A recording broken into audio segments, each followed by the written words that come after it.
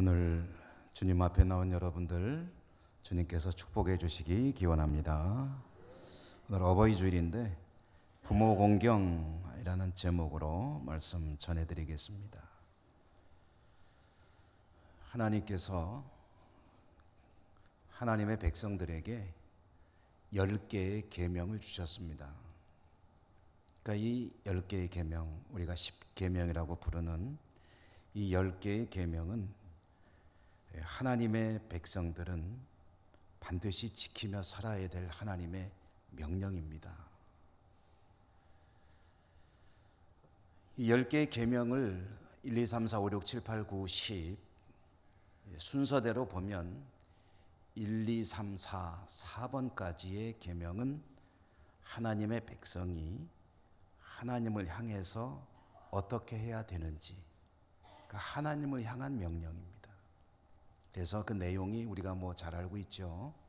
우상에 관한 계명을 1계명, 2계명으로 주시고, 그다음에 세 번째로 하나님의 이름을 허투루 망령되이 불러서는 안 된다.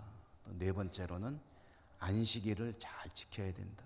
이것이 하나님 백성으로 살아가는 하나님 백성이 하나님과의 관계 속에서 반드시 기억하고 지켜야 될 하나님의 계명입니다.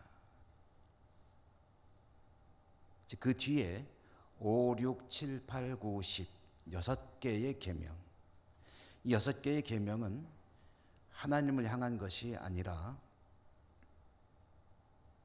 사람이 살아가노라면 혼자 사는 게 아니잖아요.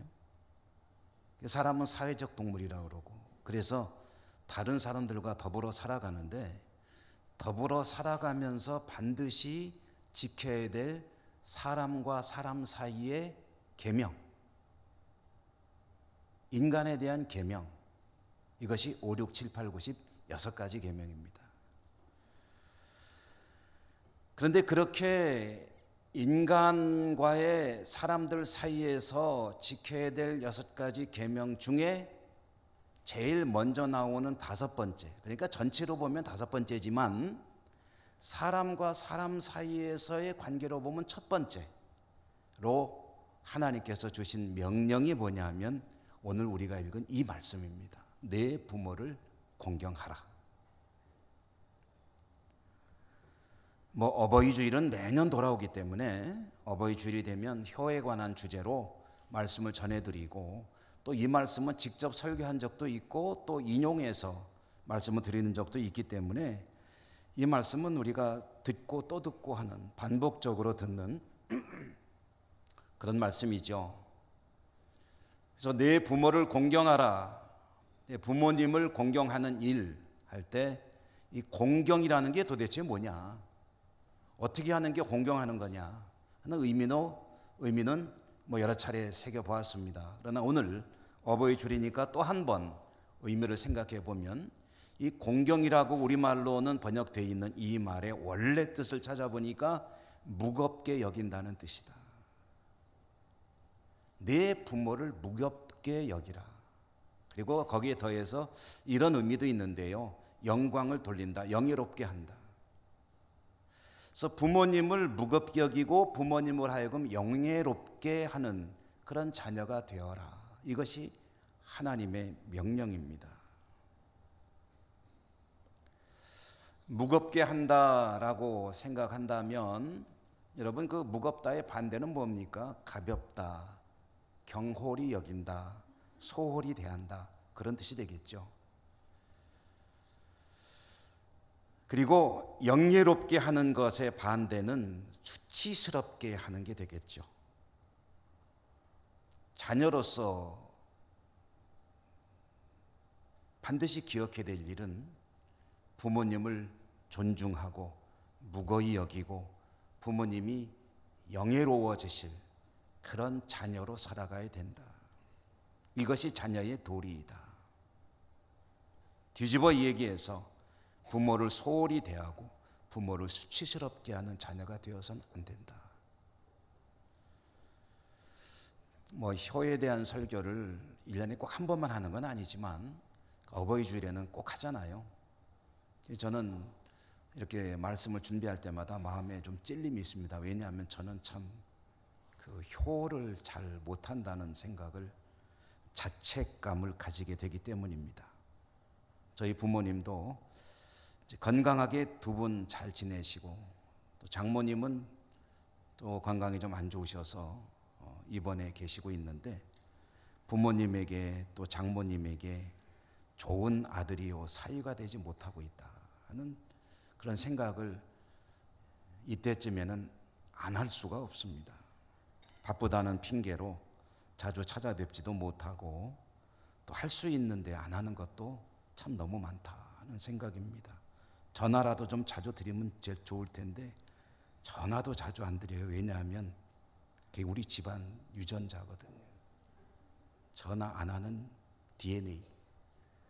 전화를 해도 평균 통화 시간이 10초면 됩니다. 아버지 안녕하세요. 별일 없으시죠? 그러면 오냐, 너 잘 있냐?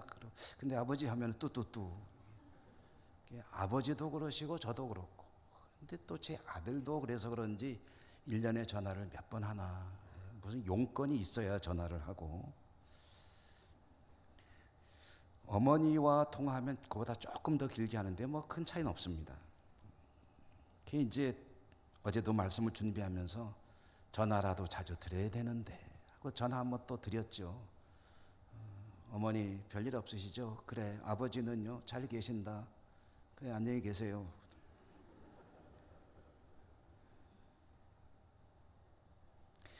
부모님께 효도하는 것은 인간에게는 근본이죠. 모든 종교, 모든 철학, 모든 윤리, 모든 가르침 치고 부모에게 효도할 것을 강조하지 않는 그런 가르침은 없습니다. 그런데 성경에서도 이렇게 강조하는 부모를 공경하는 일, 제가 이 말씀을 묵상하다가 또 이런저런 관련된 책들을 좀 읽어보다가 문득 이런 생각을 좀 해보게 됐어요. 10개의 계명 중에 사람과 사람 사이에 지켜야 될 도리, 하나님의 명령, 그 6가지 중에서 첫 번째로 나온 것이 부모 공경인데, 이 첫 번째로 나왔다는 이야기는 하나님께서 그만큼 우선시하시고 강조한다는 이야기인데, 효도는 중요한 것이라는 것에 대해서 누가 이의를 제기하겠느냐라고 생각하면서도, 그런데 효도가 살인보다 더 우선인가? 간음이니 도둑질이니 그 뒤에 나오는 계명들이 그거 아닙니까? 살인하지 말라, 간음하지 말라, 도둑질하지 말라, 내 이웃에 대하여 거짓 증거하지 말라, 그리고 내 이웃의 것들을 탐욕을 부리지 말라. 나오는데 다른 거는 그렇다고 치고 살인이라는 문제를 놓고 보면 하나님이 살인보다도 더 강조하는 것이 효도라고 하는데, 효도가 그렇게 중요한 것인가? 안 중요하다는 얘기가 아닙니다. 극단적으로 표현해 보면 이런 얘기가 될 수 있겠죠. 살인자가 될지언정 불효자가 되지 마라. 불효자가 되려면, 표현이 좀 이상합니다. 극단적으로 표현한 겁니다. 불효자가 되느니 살인자가 되는 게 우선순위에서는 더 맞다. 도둑질이니 간음이니 이런 것들은 말할 것도 없고, 살인하는 것보다도 더 강조되는 것이 하나님의 명령 가운데서 효라고 한다면, 도대체 왜 하나님은 살인보다도 더 효를 강조하시는 걸까? 하나님이 깜빡하시고 순서를 바꿔놓으신 건 아닐 텐데, 그렇다면 거기에 어떤 속뜻이 들어있는 걸까? 저는 이걸 붙들고 좀 묵상을 했습니다. 책들도 좀 읽어보고 하면서 저 나름대로 정리를 했어요. 답을 찾았습니다. 왜 하나님은 하나님 백성들에게 부모를 공경하는 것은 간음보다, 도둑질보다, 다른 그 어떤 것보다, 심지어는 살인보다도 더 우선해서 강조하신 것일까?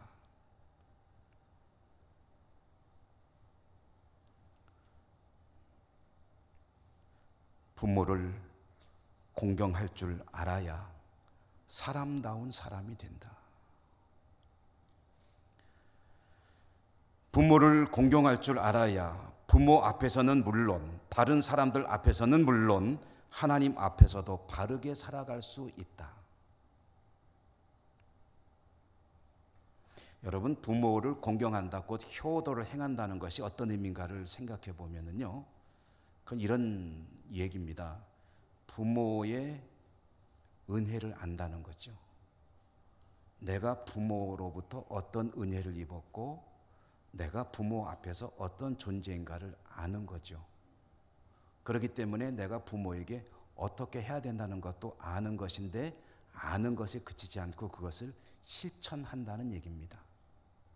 아버지, 어머니가 나에게 어떤 분이요? 나를 위해서 무엇을 하시는 분이요? 그러므로 나는 그분에게 어떻게 해야 된다? 그리고 그것을 그대로 실천하려고 애쓰는 것, 그것이 효도.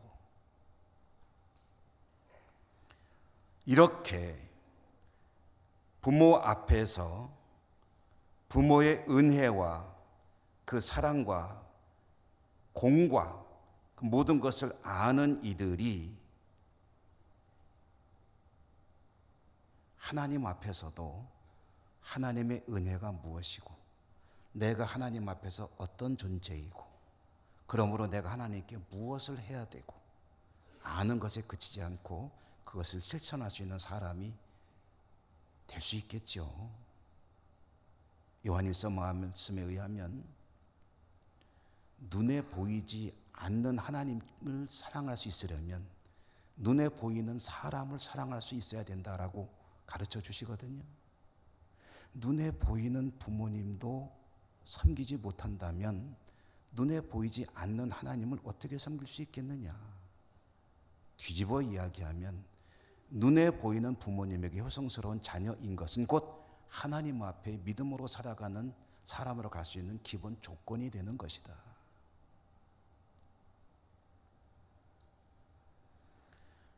부모를 공경할 줄 알면 하나님을 공경할 줄 아는 사람일 수 있고 하나님을 공경할 줄 아는 사람이면 하나님의 계명을 지킬 수 있는 사람일 수 있고 그렇다면 부모를 공경하는 사람이라고 한다면 하나님 앞에 믿음으로 살아갈 수 있을 것이요 하나님의 계명도 잘 지킬 것입니다. 살인도, 간음도, 도둑질도, 이웃에 대해서 거짓 증거도 하지 않을 것이요 이웃의 것을 탐내는 일도 하지 않을 것입니다. 여러분, 그러고 보니까 이것은 틀림없을 것 같아요. 제가 하나하나 따져보진 않았으니까 알 수는 없지만 그러나 어쩌면 너무나도 당연하지 않겠느냐. 부모에게 효도하는 사람이 하나님을 안 믿을 수는 있을 겁니다. 효자라고 소문났는데 하나님을 안 믿는 사람은 있을 수 있죠. 그렇지만 하나님을 잘 믿는 사람이 부모에게 효도하지 않는 사람은 없을 겁니다. 만약에 하나님을 잘 믿는다고 자기도 생각하고 남들도 그렇게 이야기를 하는데 그가 부모에게는 영 아닙니다라고 한다면 둘 중에 하나가 거짓말이에요. 하나님을 잘 믿는다는 말이 거짓말이든지 부모에게 효도를 안 하는 게 아니라 사실은 암암리에 얼마나 효도를 하고 있든지 둘 중에 하나가 잘못된 거예요. 하나님을 잘 믿으면 부모님을 사랑하고 섬기고 공경하는 자녀로 살아가게 될 겁니다. 살인하지 않는 사람이 하나님을 안 믿을 수는 있어요. 그러나 하나님을 믿는 사람은 살인하지 않습니다. 간음도 도둑질도 이웃의 것을 탐내는 것도 거짓 증거하는 것도 다 마찬가지예요.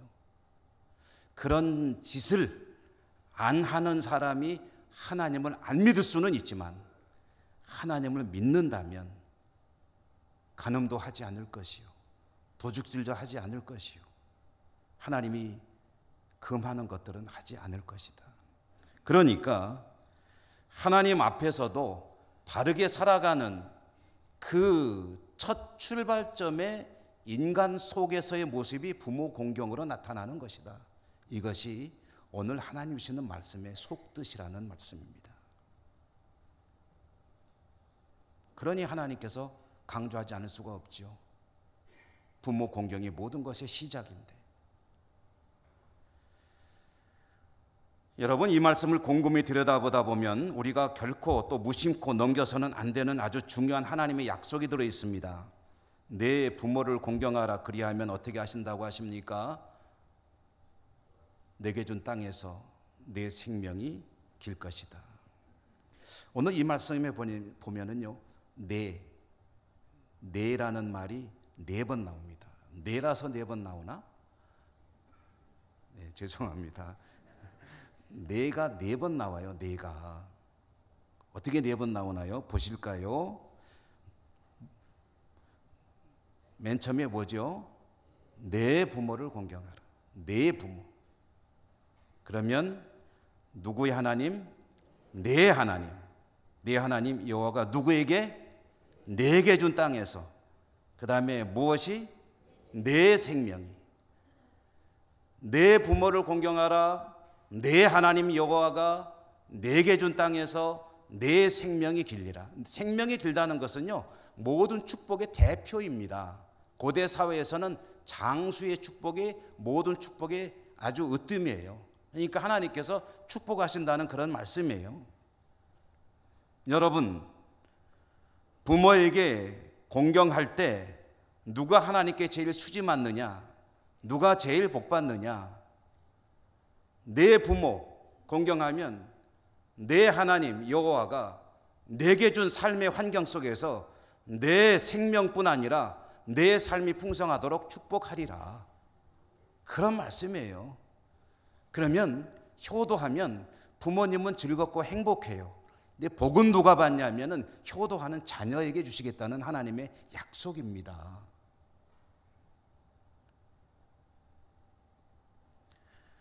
부모님을 공경하는 자녀들이 받는 복이 장수의 복뿐이겠습니까? 하나님 주시는 여러 가지 복들 가운데 저는 가장 중요한 것 중에 하나가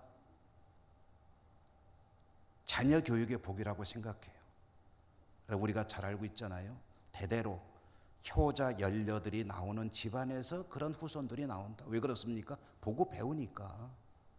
내가 부모님에게 효도하면은요, 일부러 가르치지 않아도 내 자녀들에게 어떻게 부모를 대하는지를 자동적으로 교육하는 거예요. 돈 주고 하겠습니까? 억지로 시키겠습니까? 그러고 보니까 부모님 좋고 나 좋고 내 자녀들 좋고 모두가 좋은 것이 부모를 공경하는 일인데, 이렇게 좋은 것인데 이 땅에는 왜 효자가 많지 않는 걸까요? 몰라서 그럴까요? 참 대단히 죄송스러운 말이지만 적어도 예수님 믿고 살아가는 사람들은 다 효자여야 될 것 같은데, 왜? 이 말씀을 들으니까. 그런데 대부분이 그러시겠지만 또 다라고 말하기는 조금 그렇잖아요. 왜 그런가? 말씀 속에 또 그 뜻이 그 이유가 들어 있습니다. 제가 공경하라는 말의 의미를 좀 깊게 좀 찾아봤더니 이 공경하라는 말의 의미 중에 이런 뜻도 있습니다. 이게 무겁다는 의미잖아요. 무겁기 때문에 어떻다는 얘기냐면 어렵다는 얘기예요. 내 부모를 공경하라. 풀어볼까요? 내 부모를 무겁게 여겨라. 사실 어려운 일이다. 쉽지 않은 일이다. 그러나 내가 그렇게 한다면 내가, 내 하나님 여호와가 내게 준 땅에서 내 생명을 길게 하겠다. 그런 뜻입니다. 쉽지 않은 일이다. 3년 간병에 효자는 온데간데 없다는 말도 있죠. 참 효도를 한다는 것이 쉽지 않은 일인 것은 우리가 다 알고 있습니다. 이런 이야기가 있더군요. 옛날 얘기 하나 해드릴게요. 이조 시대 때 이야기인데 실화인지 지어낸 얘기인지 몰라요. 그러니까 저보고 어디서 왔어요? 그런 얘기 따지지 마십시오. 이조 숙종임금 때 일이라고 합니다. 숙종임금이 개성 지역으로 행차를 하시는데 그 개성 인근 마을에 아주 유명한 효자가 하나 있었대요. 이 효자가 어떤 효자냐면 어머니가 몸이 불편하셔가지고 늘 누워 계신데 장가도 안 가고 어머니만 돌봐드리는 그런 효자예요. 동네에서 소문이 자자한 칭찬이 자자한 그러한 효자였는데 임금님이 우리가 사는 마을 옆으로 지나가신다는 소식을 듣고요, 아들한테 어머니가 말씀하시는 거예요. 얘야, 내 생전에 내가 죽기 전에 임금님 행차 한번 봤으면 소원이 없겠다. 아들이 아유 그건 어렵지 않아요 어머니, 나가시죠 하더니 병들어 움직이지 못하는 어머니를 지게에다가 짊어지고 임금님 행차를 그 길로 나가서 이제 구경을 한 거예요. 근데 지게에 지고 있으니까 어머니를 이렇게 좀 억지로 높여가지고 이제 사람들이 많을 테니까 그 위로 보시라고. 근데 그 모습이 특이하잖아요. 그 임금님이 지나가다 그걸 보신 거예요. 그래가지고 여봐라, 저 사람이 무슨 사연이 있는지 좀 알아보거라 했더니 아이고요, 저 양반이요 아주 이 동네 유명한 효자입니다. 아마 척 봐도 알겠습니다. 어머니가 임금님 행차 보고 싶다고 하니까 저기 지게에다 싣고 나온 겁니다. 임금님이 마음이 너무 좋으셔가지고 여봐라, 송아지 한 마리하고 쌀 10가마를 상으로 내려라.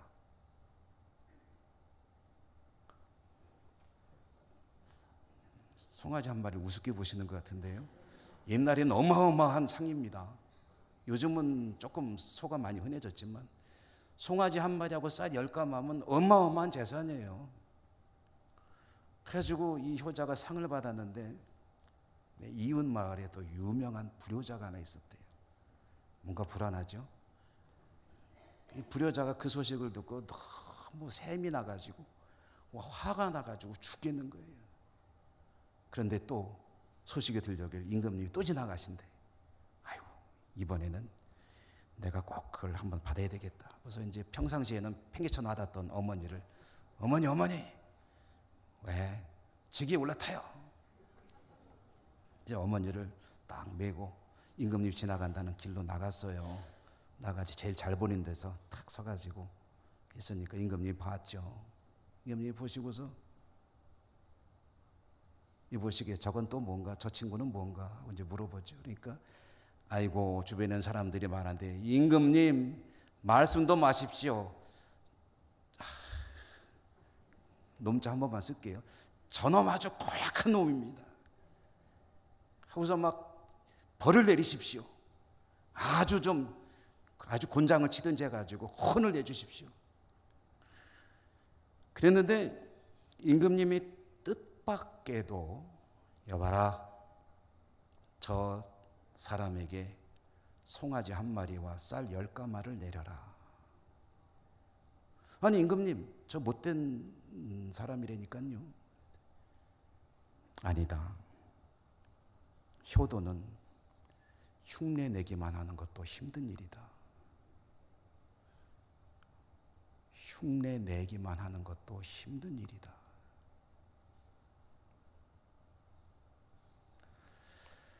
저도 자녀가 있는 부모이기도 하지만 부모님이 계신 그런 자녀인데요.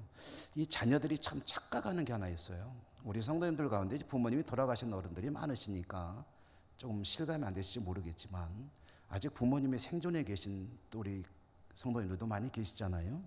우리가 참 착각하는 일이 하나 있는데 부모님이 영원히 살 것처럼 착각한다는 거예요.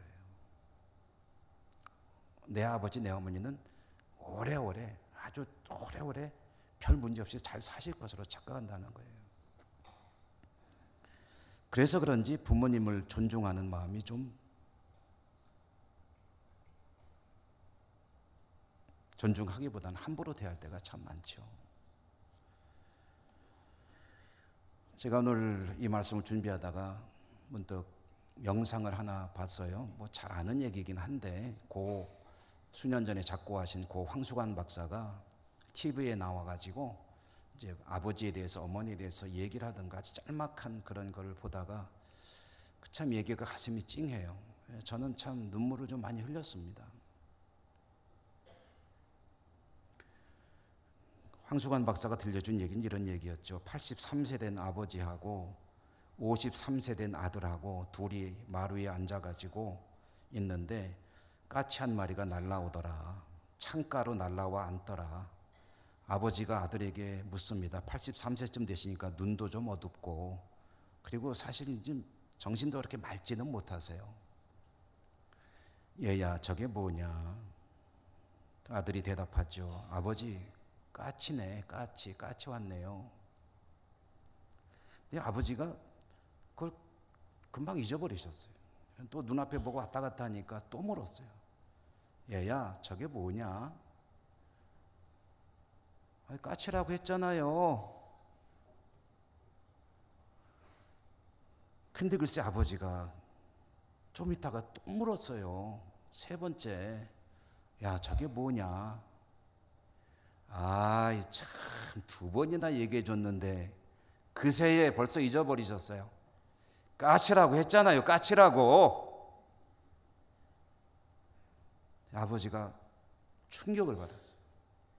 방으로 들어갔어요.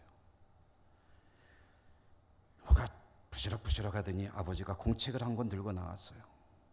그건 아버지가 쓰신 일기장이었어요. 33살 때 쓰신 일기장. 그거를 펼쳐가지고 아들에게 읽으라고 아버지가 슬그머니 밀어줬어요. 아들이 읽어보니까 거기에 쓰여있는 일기 내용은 이런 것이었다고 합니다. 오늘 내 아들, 3살 된 내 아들, 나하고 마루에 앉았다가 까치를 보더니 저게 뭐냐고 물었다. 내 아들이 너무 사랑스럽다. 아들은 까치를 가리키며 묻고 또 물었다. 23번이나 물었다. 그때마다 나는 까치라고 대답해 줬다. 자꾸 묻는 아들이 너무 사랑스럽고 예쁘고 귀여웠다. 나는 내 아들을 꼭 안아주었다. 23번을 물어도 그 아들이 사랑스러운 것이 아버지이고 3번만 물으면 짜증내는 게 아들이다. 그 아버지가 영원히 살 것처럼 우리는 살아가고 있는데, 저하고 신학교에서 같이 공부했던 목사님이요, 조실 부모한 목사님 한 분이 있어요. 근데 그분 이야기를 좀 듣기로 했는데, 어버이 주일을 앞두고 어버이 주일만 되면 너무 힘들대요. 돌아가신 부모님 때문에 힘든 게 아니고 설교만 하려고 하면 눈물이 나가지고 어버이 주일에는 설교를 하는 게 그렇게 힘들다는 거예요. 조금 하다 보면 눈물이 주르르, 조금 하다 보면 눈물이 주르르. 성도님들 보기 민망해가지고 금년에도 고민하다가 마침 본인도 몸이 좀 아프시고 사모님도 몸이 좀 아파서 목회를 쉬고 있는 그런 동기 목사님이 또 있는데, 그분에게 설교를 부탁했다 하는 얘기를 제가 들었습니다.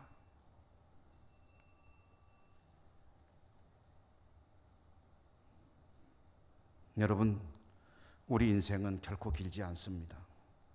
부모님도 영원히 함께 살지 않습니다. 이미 부모님이 돌아가셨다면 어쩔 수 없지만, 그러나 아직 기회가 있다면 그 부모님을 무겁게 여기며 모시며 살아가는 삶이 되시기를 바랍니다. 그것이 하나님 앞에 잘 사는 것이고, 그리고 하나님께 복받는 삶이 될 줄로 믿습니다. 은혜로우신 하나님, 감사합니다. 저희들에게 부모님이 계시기에 우리가 이 땅에 존재하고, 부모님이 계시기에 이렇게 장성하여 살아가고 있습니다. 하나님께서는 부모를 공경하라 명하시는데 그 말씀조차도 때로는 경홀히 여기며 살아왔음을 고백하고 회개합니다. 불쌍히 여기시고 말씀 때문에라도 부모님을 공경하며 하나님 앞에 잘 살아가는 저희 모두가 되게 해 주옵소서. 예수님 이름으로 감사하고 기도드립니다. 아멘.